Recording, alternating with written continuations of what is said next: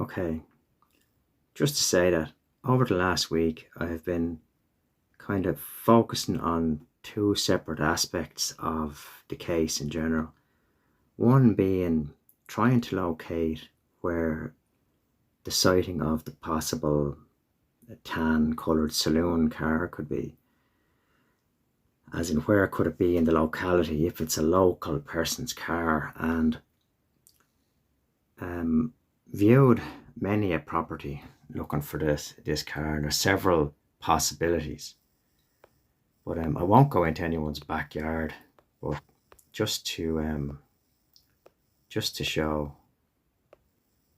as in way up the Lansdowne Road here, there was a vehicle caught on camera. This is well over a year ago. It's like the 23rd of May 2024, and it looks to be about the right colour, but it doesn't look to be a saloon car. But just to say, I am looking at that kind of thing. The other thing that's been heavy on my mind at the minute is the possibility, and the very real possibility, that the children could have actually walked away. A lot of people have dismissed this as a possibility, but I just can't. I did a traffic survey early on in the case from Nova Scotia's own records. It was done officially in 2019. And the results were that there was, on average, 3 vehicles an hour on the Lansdowne Road. That's over the whole course of the day, the 24-hour day. The thing is, with that, there's obviously more now. It's like 6 years later. But even so, the bulk of those cars are during high peak times, as in commuter times, before 9 o'clock and in the evening time for the drive home. So it still probably holds true, as in 3 to 4 cars an hour on average off peak times, as best as I can work out.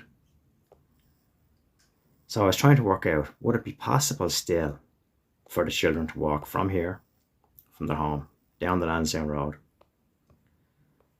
and up to the trailhead where the pink blanket was found? And that's 0.75 of a mile away, 3/4 of a mile. And by all accounts, it's very possible for a 4-year-old child to travel that distance in 20 minutes. It's no major feat. And in those 20 minutes, it's also very possible that there wasn't a single vehicle on that stretch of road. There are 2 very likely possibilities. Okay. I don't know how well this recording is going to go. We'll just keep going with it. But anyway, based on that premise that it's very possible that they got here to this trailhead within, we'll say, the 20 minutes. They were off the road and out of sight. They were on the trail. Okay. We'll talk about the trail. Now, I'm probably going to make mistakes in this, but I'll do my best. Okay. Starting from the start of the trailhead, right there, centre of the screen, is where the blanket was found, indicated by members of the family and gathered by an RCMP officer, and he gave the location to his dispatcher. So we have details of that. And there was 2 raggedy shirts, a pink shirt and a blue shirt, on the same location at the same time, collected by the same officer, just to clear that up. This section of trail, as we start in here, going up to that junction, is about 400 metres long. And all to the left of this, back to the Gerlach Road, all this section, is grid searched. They've been over this big time. They've had people nearly hand in hand walking beside one another here. And likewise, the same up here for this side, all the way up here to the gas pipeline and beyond. Okay. The place I'm concentrating on is up this trail to the left, okay? And just ahead of us, in that piece of ground ahead of us, there doesn't seem to be any searching, at least on the grid maps. There doesn't seem to be anything done in there, okay? So what's been on my mind is, what's in there? Is there something in there that's dangerous to a child? Anyway, we just get this out of the way first. There is a person's house in here. Their property is in here. And there does seem to be possibly a pond in it. Say that straight out first. But I would guess, and it'd be a reasonable guess, that that property, to a certain extent, was checked. Okay. But what else is in here? And it's only maybe a couple of 100 meters from this trail. In here, I'll just come back out on it. It's a dense area, and a dense area with lots of growth generally means there's some sort of water source there. It's not very clear, but we'll go back in time just to see. Back to 2019. We have to go back further. 2015. 2004. Okay. 2004. You can make out there's still a lot of vegetation there. And this here, right in here, does seem to be a stream in here, because it gets more dense here.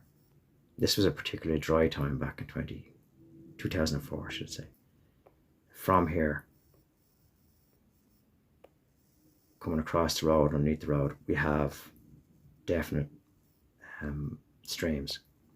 So the streams and culverts coming from here. There's another one there. In here, in this area, and it's only just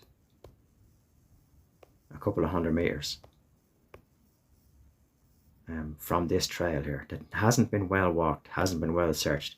It may have had people sporadically walking in through it, but hasn't been well searched. Just to come back up through the times, through the dates. Modern times, here we are, 2024. It is very thick with vegetation.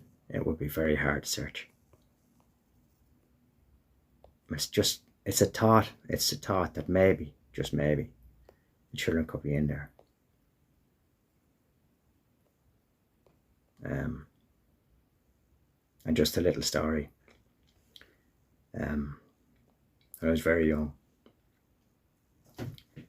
I was like 4.5, and my younger sibling was only just turned 3. We walked about a mile from home, and we were playing at a stream.